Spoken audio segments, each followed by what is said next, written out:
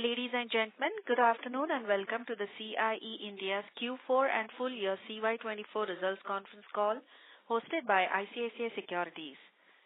As a reminder, all participant lines will be in the listen-only mode and there will be an opportunity for you to ask questions after the presentation concludes. Should you need assistance during the conference call, please signal an operator by pressing star then 0 on your touchtone phone. Please note that this conference call is being recorded. I now hand the conference over to Ms. Vishakha Maliwal from ICICI Securities. Thank you and over to you. Thanks, Yashasvi. Good afternoon, everyone. Thanks to CIE Automotive India Limited Management for giving us the opportunity to host the call. We have here in the call the senior management represented by Mr. Andar Alvarez, CEO, Mr. K. Jayaprakash, CFO, Mr. Vikas Sinha, Senior VP Strategy, Mr. Rohit Lefwente, Business Controller, and Mr. Swapnil Saudagar, PGM Strategy. Over to the management to take this ahead. Thank you. Yeah, thanks, Vishakha. This is Vikas. I welcome all of you on this call, as also Andar, our CEO. I will present CIE India results for the Q4 C24 quarter and full year C24. I'm referring to the investor presentation that we are uploaded. Let me begin with the section that provides an overview of the company. Page 5 shows the legal structure of the company. Please note that the Mexican plant is now a subsidiary of CIE Galfor Europe, which holds 99.81% of its equity. This follows the conversion of Bilforge Mexico's debt into equity using the cash generated in Europe, which included partly the proceeds from the divestment of CIE Forge Germany. For historical reasons, the finances of Mexico are clubbed under India in this investor presentation. The Mexican business is small, with sales approximately of INR 3 billion at an EBITDA margin of 12 to 13%. Pages 6 and 7 provide details of CIE India's geographic, technological, and market-wise segments. Plants in India accounted for 68% of CIE India's sales, with 32% coming from Europe. This 68% includes that 3 billion from INR 3 billion from Mexico. Please note. You will recall that this ratio was roughly the reverse at the time of inception of CIE India in 2015. So India has been gradually growing. As you can also see, our India business is very diversified in terms of technologies and segments. In contrast, our European business is more focused on forgings, and there are 3 segments: light vehicles, off-highway, and trucks. The light vehicle segment includes EVs also. Here, I think we owe you an explanation because normally we have been speaking, as far as our European business is concerned, only about light vehicles and off-highway. If you recall our investor presentation from last year, that is CY23 full year investor presentation that we made in February of last year, we had presented exact details of our segments in Europe. Roughly about 20% came from trucks, 20% from off-highway, and about 60% from light vehicles. We don't have exact numbers for this year, but roughly that ratio remains the same. Now, the trucks business was legacy business of shafts, largely shafts and spindles. We had expected this legacy business to keep coming down as our other segments grew, and therefore, this was not really a focus business for us. It's just a legacy business that we were continuing, so we did not talk too much about it. Unfortunately, what has happened is in the last few quarters, the truck business in Europe has taken a beating, and therefore, we'll have to include it in the explanations. I think in Q3 and Q4, more than 25% drop. I think in Q3, 28% drop in truck business in Europe, and Q4, 35% drop. So that's, affected our business somewhat. So that's the explanation we thought that we should provide to you, because we owe that to you. But nevertheless, if you look at all our segments, you will realize that CIE Automotive India is unique as a large diversified auto components groups with presence across many processes, product lines, location, and customers. This kind of diversification across geographies, technologies, and market segments is probably not available elsewhere. Let me now proceed to the section on Q4 C24 results. The results of the India operations for Q4 C24 is on page 9. The light vehicle segment, which is our largest, slowed to a growth of 3.2% in this quarter. While trucks were massively negative in terms of growth, tractors and two-wheelers grew 12% and 8% respectively. Sales at INR 14.5 billion were 4% higher year-on-year, in line with the weighted average market growth. The India operations achieved an EBITDA margin of 17% in Q4 C24, versus 16.5% in Q4 C23 and 17.7% in Q3 C24. The stock reduction effect at year-end was a contributor to the slight sequential reduction in EBITDA margin. In Q4 C24, EBITDA grew 7% year-on-year compared to sales growth of 4%, EBIT 5%, and EBT 8%, all higher than the sales growth of 4%, as I referred. On page 10, we have the Q4 C24 results for our European operations. As we have discussed earlier, our key markets, the European light vehicle, the US off-highway, and European MHCV markets are experiencing significant decline. Sales of INR 5.8 billion in Q4 C24 are 21% lower year-on-year versus Q4 C23 and even 2% lower than Q3 C24 sequentially. In spite of such a large drop in sales, we have managed an EBITDA margin of 15% in Q4 C24 versus 16.9% in Q4 C23 and 16% in Q3 C24. On page 11, we have the consolidated CIE India Q4 C24 results.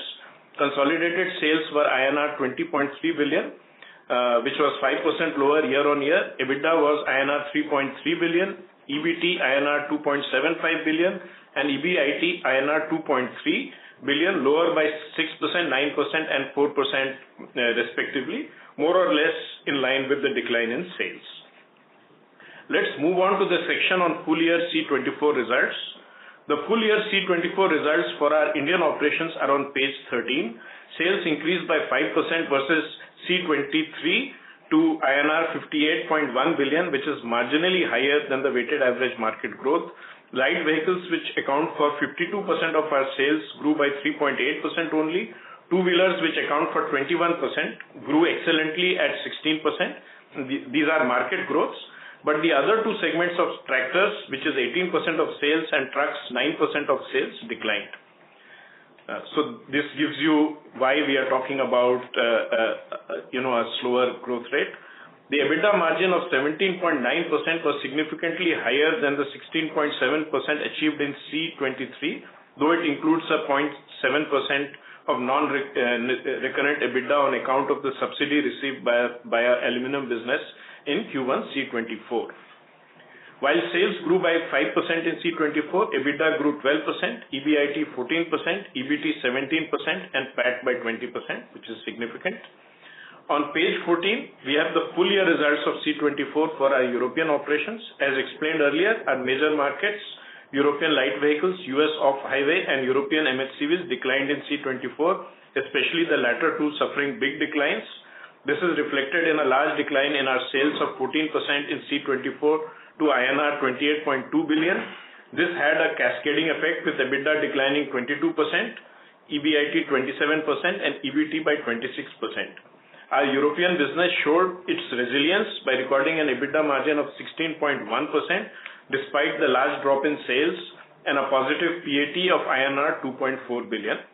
Please note that the PAT of C23 includes INR 3.3 billion of profit from discontinued operations pertaining to our erstwhile forgings business in Germany. So PAT of C23 is not directly comparable to PAT of C24 in our European operations. On page 15, we have the C24 consolidated results of CIE India. Sales were INR 86.3 billion, which is a slight decline of 2% versus C23. This is largely due to the decline in our European business. The EBITDA margin was 17.3% versus 17.1% in C23. EBIT 13.4% versus 13.4%, it is same. And EBT 12.6% versus 12.2%. The consolidated PAT in C24 is INR 8.3 billion versus INR 11.3 billion in C23. The C23 PAT, of course, includes profits from discontinued CFG operations of INR 3.3 billion. Adjusting for this, PAT in C24 grew by 3.7%, and this highlights the resilience in CIE's business model despite a decline of 2% in sales. Next up is the section on balance sheet and cash flows. On page 17, you will see our abridged consolidated balance sheet, which shows the healthy state of CIE India. Return on net assets is 19.8%, roughly around the 20% mark that we aspire to. Return on equity is 12.6%, and ROE of continued operations is 12.5%, largely due to the cash on our balance sheet.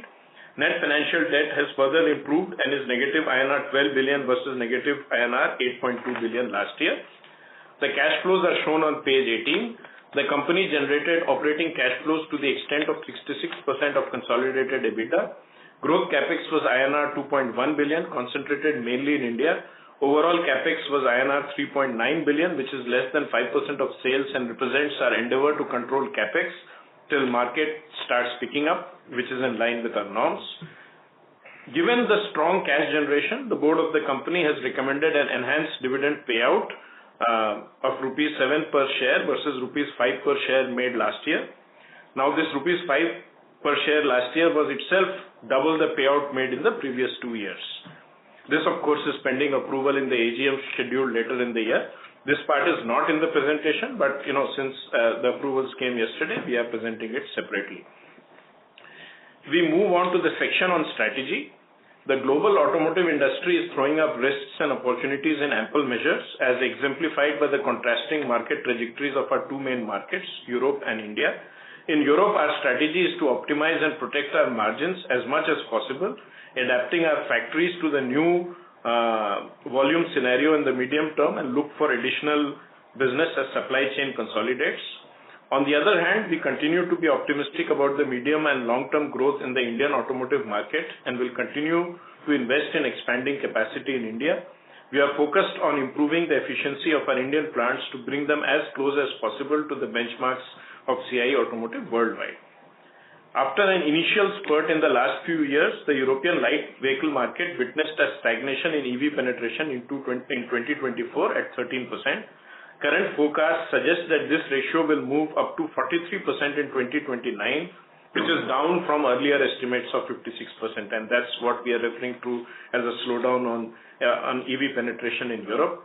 Our plan is to manage this transition, and that is by substituting production of crankshafts by aluminum forged parts and steel parts that will not be affected by transition to electric vehicles.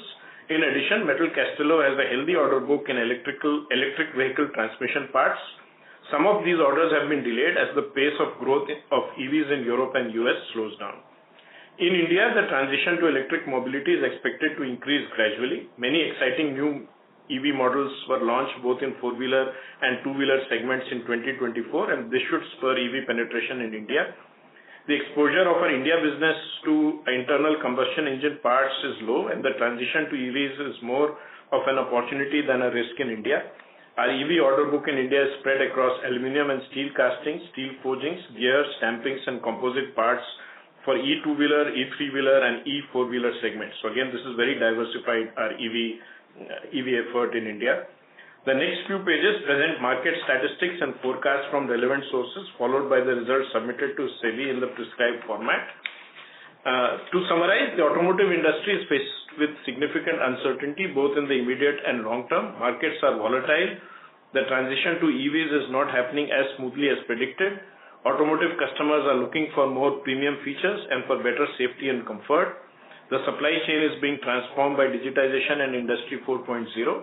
We strive to be future ready as many new opportunities and risks emerge in this changing environment. Our approach has been to optimally balance growth, investments, and returns to actively manage the uncertainties surrounding these changes. Thank you, and now we can proceed to Q&A. Thank you very much. We will now begin the question and answer session. Anyone who wishes to ask a question may press star and 1 on the touchtone telephone. If you wish to withdraw yourself from the question queue, you may press star and 2.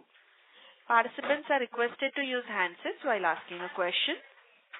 Ladies and gentlemen, we will wait for a moment while the question queue assembles.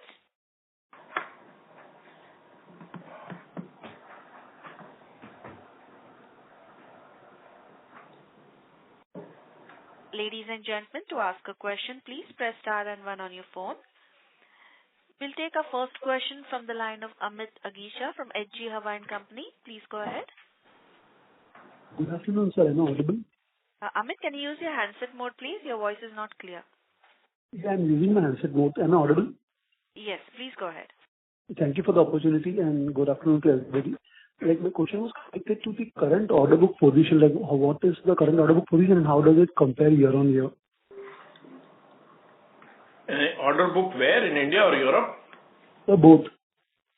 No, normally, as I said, every year we generate orders anywhere between 15 to 20% of our sales. So that is like a thumb rule as far as CIE is concerned, and that kind of order book is generated every year. So we are very comfortable on order book as far as both India and Europe are concerned. Even on EV orders, they are a substantial or a significant portion, not substantial, significant portion of our order book. Right now, the issue is the conversion of order book into sales, which is taking more time than what we thought because of the slowness in market, especially in Europe and particularly in EVs in Europe. Other than that, we are very comfortable on the order book position. You can easily take about 15% of sales as order generated every year. Right. Ander, anything you want to add? No, it's perfect answer. In fact, in India, we had about 10,000 billion of new orders, and out of these 10,000 billion, approximately 25% are for EVs. Okay, so we see that the EV orders are growing even in India. So I think our portfolio is balanced slowly towards the electrification. So we are quite satisfied with this evolution. So regarding the new order allocation this year has been positive, and we hope that these new orders will, will transform into firm orders in the next years.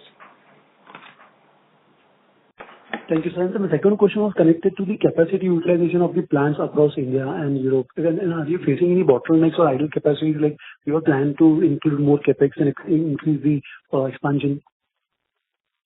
Okay. It depends on the different verticals. Okay, in certain verticals we have free capacity. Approximately, we can say that we can have around 20% of average free capacity.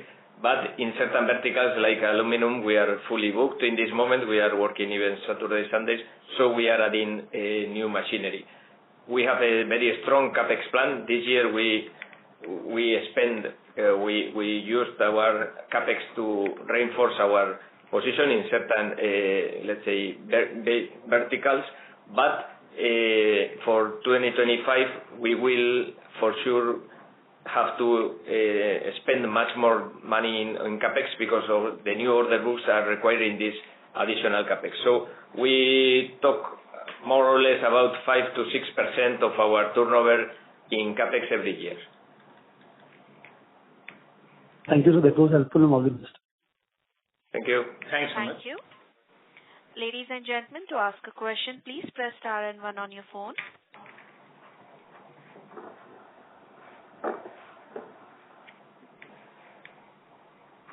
Participants who wish to ask a question are requested to press star and one on their phone.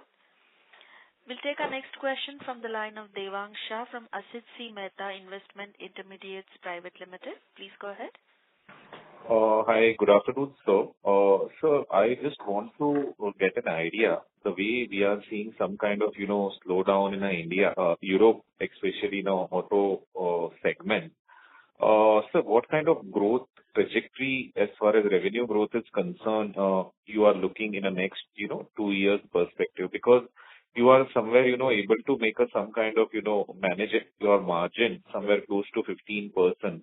But you are having some kind of, because of a European operation, some kind of negativity. Although, you try to make it out based on the industrial standard, you are trying to make some kind of outperformance.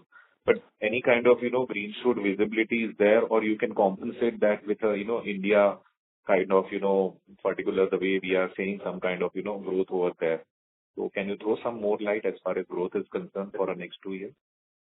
Okay, you are right that this year, unfortunately, the growth in India was not able to offset the drop that we had in Europe. The reality is that the drop in Europe was higher than expected, especially because of that the automotive sector is going down. There is quite a slowdown in this sector, in the four-wheelers. But also, at the same time, this year we had a huge drop on the commercial vehicles and the off-highway vehicles. The year was, let's say, during the year, from first quarter to the end of the year, we saw the commercial vehicles and the off-highway business declining more and more. Okay, we started with a -10% in the first quarter, -21 in the second, -28 in the third, and finally the last quarter was -35%. So that is the drop of the commercial vehicles market in Europe, and that affected us in terms of our sales. What we see in Europe in the next 2-3 quarters, what we see is that the market is still very uncertain. The commercial vehicles are weak. They continue at this low level. The passenger car business also, it seems that will remain at the current levels. So we are not very optimistic at least in the next 2-3 quarters regarding the European market evolution. Then we will probably see a revamp on the commercial vehicles. That that this market is very cyclical, so we should start looking at let's say the revamping, the change in the trend in the commercial vehicles. And also what we expect is, especially in the off-highway business, we expect in the second half of the year a certain revamp, thanks to the different politics that are being taken by the U.S. government, reinforcing all the oil and gas production and infrastructure plan and so on. Okay, that's the expectation. So we can expect first half of the year a weak scenario, and second half of the year we all hope that there will be a certain growth or certain revamp. But just my question to that, just adding, the way we are making some kind of offset by, Indian operation, and we are seeing some kind of, the government policy over is supportive. The way recently we have seen the Tesla is also been, coming into in India. So, auto ancillary player like you, in which, they are also giving some kind of emphasis to have a, promote through PLI and giving the localization. And the way the demand environment is there, the budget has been so far, announced by the government. Do you feel it will compensate your overall revenue growth, and you may come out into some kind of, single digit or, mid-single digit kind of revenue growth for the next, FY, 26 or 27? That can possibility, sir? Yes, that is exactly our plan. Okay, now we are, in fact, during all these weeks, we are having different meetings internally in India, because as expected and as explained, the European market, at least in the next quarters, will not give us good news, or at least will be very, very flat evolution.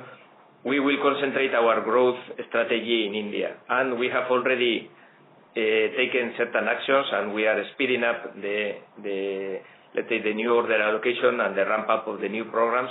So we hope that yes, in the next years we will be able to offset the drop of Europe with the growth in India. Okay, that's exactly the strategy, and that's where we are now making all our efforts. So we will reinforce the speed in India, because I think we are now ready for that. That sometimes growing and having new projects and starting new projects is not an easy task because you need good people, you need to be trained, you need the technology, and you need all the management to be well aligned.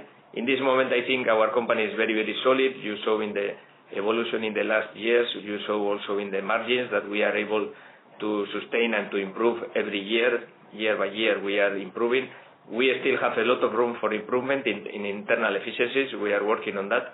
So I think that we are very optimistic regarding our Indian business. We will, and CIE's bet is to grow in India, considering that other regions will not grow or will grow less than expected. So we need to make our best efforts here in India, and that's the target. So yes, the answer is yes. That's our expectation to offset the drop in Europe with the growth in India. And comment on the number side, sir. What kind of growth in a percentile can you say? In some kind of mid-single digit and something as far as revenue is concerned for next 2 years. We don't give guidance because no, these are forward-looking statements. Yes. But what you are asking for is something that is reasonable. Let's leave it at that. Understood. And sir, one more thing, margin-wise, we are going to maintain some kind of range. That's what prevailing right now. Yes, that's the endeavor. In India, hopefully we can increase a little bit. Of course, we are trying to ramp up growth in India. We are trying to ramp up growth with our anchor customers. So, plus and minuses, but as Ander pointed out, there is some scope for improvement in India. So the rate of improvement in India will not be the same as before. We have rapidly improved margins. It's not going to be as fast improvement, but we do hope to improve something in India. In Europe, it all depends on the sales. If the sales decline is arrested, like we had 20% drop in, we had big drops in both the last quarters. So in spite of that, we are still at around 15% and overall for the year around 16%.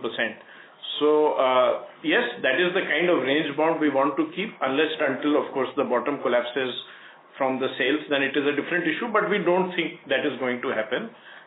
We do expect, as Ander pointed out, 2 or 3 quarters down the line, we do expect some improvements in trucks, improvements in off-highway, and we expect the cars to stabilize at this level. So I think, yes, what you're talking about, that range of 15%, hopefully we can get better than that, but around that, yes. Yes, thank you so much. And wishing you all the best. Yeah, thank you. Thank you very much. Thank you. Before we take the next question, we'd like to remind participants to press star and 1 to ask a question. Next question is from the line of Apurva from Bugle Rock. Please go ahead.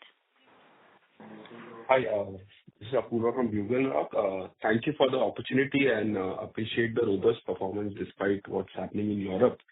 I had 2 questions. One is on, am I audible? Sorry, yeah. Yes, go ahead. Yeah, hi. So, just on the on the OEM side, any meaningful conversations apart from our anchor clients, top 3-4 clients, on the passenger vehicle side, any meaningful conversations on new business opportunity, if during the quarter or No, of course. We have our customer list in India is much longer than just the anchor customers. As we have pointed out in earlier conversations, I think we have at least 12 to 15 strong clients in India, and we regularly interact with them. We had talked about order delays at some of the other clients. That's the reason why we have increased our focus on anchor customers, but all our customers are equally important to us, and we are in conversation with all our customers. So yes, there are opportunities beyond anchor customers also, and there are good opportunities in anchor customers. Mahindra, Bajaj, they have launched some very good models, so we are looking forward to that. But there are other customers also. In terms of order book, in terms of customers in India, I think we are placed very comfortably. It's just that some of the order book has been delayed. That's the only reason. There is really, we are quite happy with the situation. Otherwise, there are always competitive pressures. If the question is, are there competitive pressure? Answer is yes. And we are happy dealing with competition. It's a competitive market. That's the reason why we put so much stress on reliability, efficiency, so that we remain the first choice for all our customers. Yeah. So one is the order delay, and other where I was coming from is below the anchor customers, any wallet share gains that we are looking for in the next 1-2 years. I understand this is a platform business; it takes time. So that's yes. There are lots of I don't want to be enumerating that, but beyond the anchor customers, we will. In fact, if you go back to the strategy that we talk about, with anchor customers, we grow along with the market, and our new customers give us that market plus growth. As simple, if you look at the portfolio approach, this is what we do. This is how we maintain our margins also. So that approach remains. It is just that for the last few quarters, we have hovered around the market because, some of the new orders have delayed, some of the anchor customers, in every quarter, one has done well, the other has not done well, something like that has happened. So that's the reason why. But we are very comfortable as far as all our customers are concerned. Okay. And my next question was on the inorganic front, that we were targeting a segment where we don't have that much presence, and we would like a customer-driven inorganic acquisition. So anything on that we are looking at? I think it was the composites business. No. Plastics. We had talked about plastics. Composites is already a small business. We wanted to do plastics. There are other areas that we are actively looking at. We will continue to look at that. Of course, we are not going to do acquisitions just for growth or for. We will only do it when some of our strategic gaps are addressed. So that's what it is. We keep looking at it. Yes, we have not done an acquisition since 2019, but we keep actively engaged on that part. Sure. I mean, I was more coming from that only, the strategic gaps in terms of customers. So, yeah. Yeah. So we have identified that. We keep looking at it. Sure. Thanks for the opportunity and all the best. Thanks. Thank you. Thank you very much. Thank you. We'll take our next question from the line of Pratik Kothari from Unique PMS. Please go ahead. Yes, hi. Good afternoon. Sir, just a continuation to your last comment, Vikas, on this delays, etc., across various customers. Because in the last 2 years also, I believe we had done some material capex for them, and that was not getting ramped up. So, one, are these issues behind us or not yet? Pratik, they are ongoing, but largely, I think, if you remember, and to be frank, we had expected things to be changing from Q3 of C24, right? We had said that. That has, that did not materialize the way we had spoken about. But yes, we do expect this year will be better. I think we have, let's say, more confidence this time when we are telling you this. Correct. And this betterment, I believe, is one, the delay which happened over the last year or two, and also the new orders that you are winning. Yes, the delay was with CIE Hosur customers. The delay was with some of our EV customers at aluminum. So there were certain specific orders that were delayed. My question is, that is getting resolved? Yes, that is getting resolved. Yes. Correct. And then also order booking or inflow this year has been strong, and hence we are saying that we need to do much more capex next year also for Indian operations. Yes, that's right. Correct. And because just one clarification, the CV growth that we report, I mean the market growth of -22, how do we reconcile it? Because nowhere else do we see that Indian markets MHCV is down 20%. What does this include and it doesn't? I think it's looking at Europe. Yeah. You are looking at Europe or? No, India. Q4 number, yearly number? Q4. Go to Q4. Yeah, -20. This is no. That -22.2 that you are looking at is year-on-year drop, For Yes. trucks, yes. Correct. But if you look at, I know this is IHS, but if you look at CM, FADA, things are between -2 to +2. Because we benchmark ourselves to this numbers which we report when we say the industry growth and how we can are. talk about that. I think, LCVs, how they are treated, it depends on that.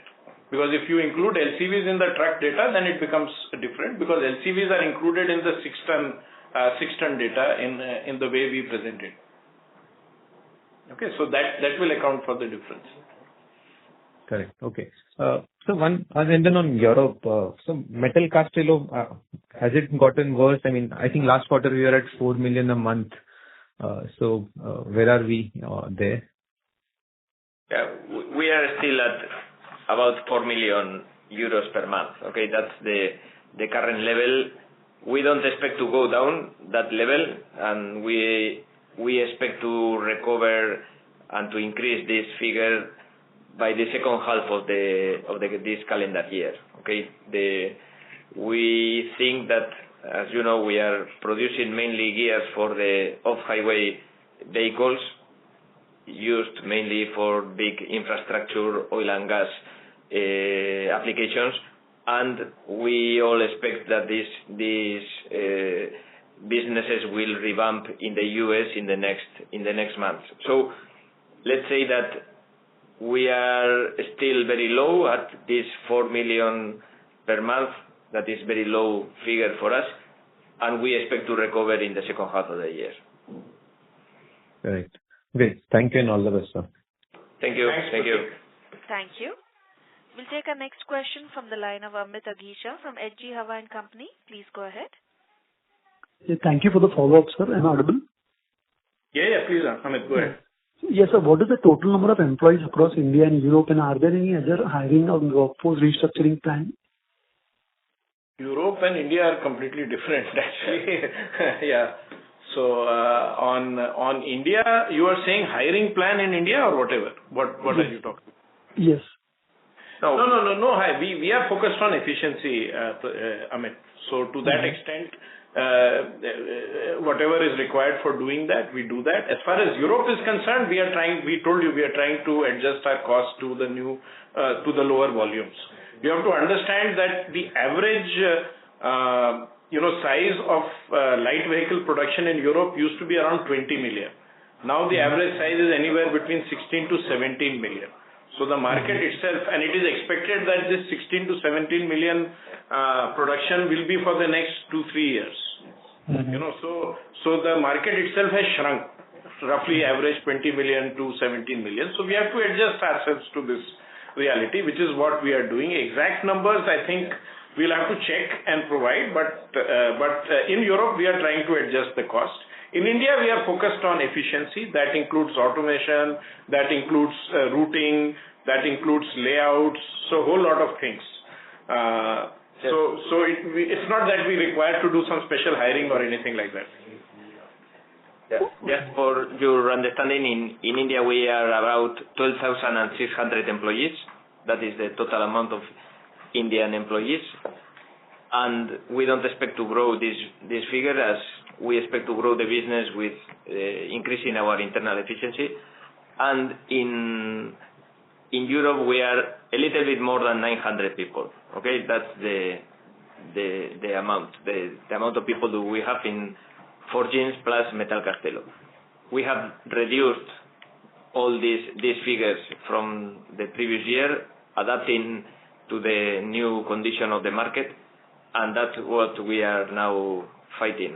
We need to adapt the company, the manpower to the reality of the business. So one last question was connected to the material price fluctuations, like the steel, aluminum, and all the input costs. Are they affecting the margins, and if by how much? No, there has not been almost any relevant change. Less than 1% of impact on the sales, so very minor impact. Not this quarter, not too much in Q3 either. I think frankly, they are largely stable, actually trending down, but largely stable. The prices, the commodity prices. Only it is passed. Thank you. That's it from my side. So pass-through, the overall EBITDA is not impacted, but Yeah. since you talk margins. So he was not on sales on margin. So margins don't get impacted. No.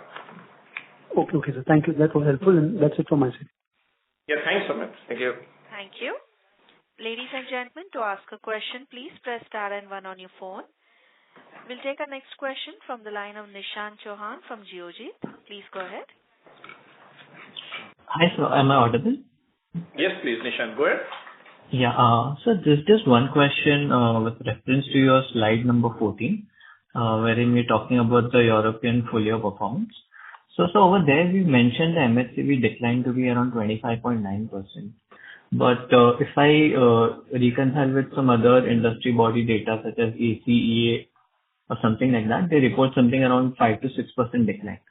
So could you just help me understand, are these the production figures or what could be the possible difference between the So data? these are production data, number one. Okay. And it does not include Russia. So there are two caveats here you have to check.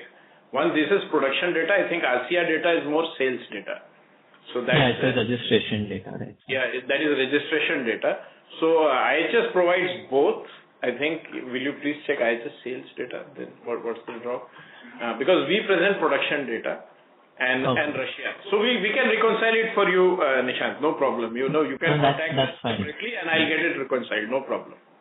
Okay. And so any inventory issues or any comments on that are they sitting on high levels of inventory in Europe, or is it like normalized at this point?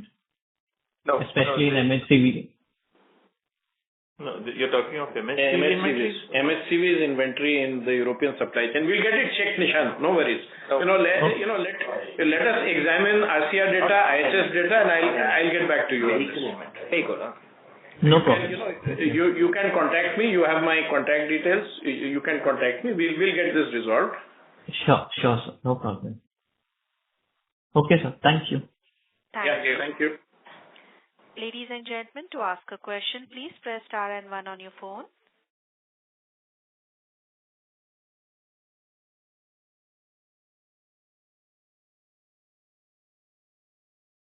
Yeah, sales year-wise. As there are no further questions, I now hand the conference over to management for closing comments. Over to you, sir. How much is the percentage? Okay, so I would like to thank you everybody for participating in this call. Thank you for your comments and your trust on our company. As you can see, our company continues performing solidly despite the, let's say, tough situation in regions like Europe. But we think that we are doing our job properly, and in the future we will continue showing good results and a very solid financial performance. So I would like, as always, thank you to all my team because the great job they have done in all these tough times. And I hope that we will see you in the future with better figures and better results. Thank you very much, everybody. Thank you. On behalf of ICICI Securities, that concludes this conference. Thank you for joining us, and you may now disconnect your lines. Yeah. Thanks so much. Thank you.